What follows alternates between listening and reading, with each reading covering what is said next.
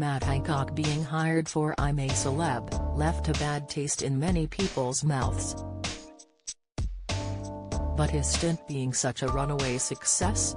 Well, that was more sickening than a plate of fermented quail eggs with a garnish of fish eyes. So just how did one of the most controversial campmates in the ITV's show's history win over the public? Hancock entered the jungle ashamed ex-health secretary, who'd all but abandoned his West Suffolk constituents. He'd humiliated his family and broken his own social distancing rules with Mistress Gina Coladangelo. Had been linked to the PPE contracts scandal.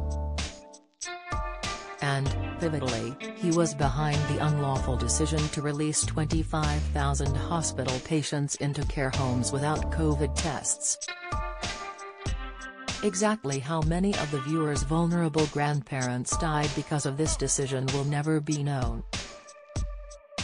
But hey, if good guy Matt can win some plastic stars and withstand a few bugs, who cares, right? Perhaps the nation is suffering from collective amnesia.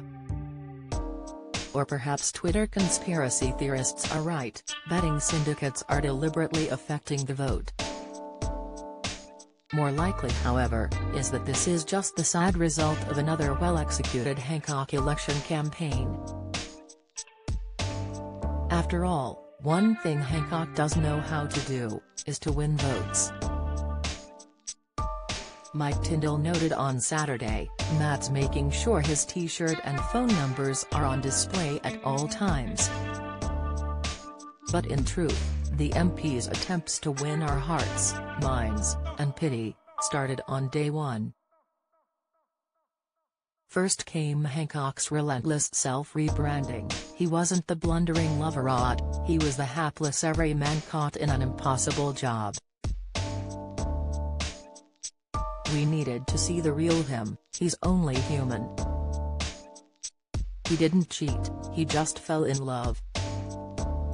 It was the age-old underdog, redemption narrative, with a dash of fish out of water Hugh Grant-style foppery thrown in.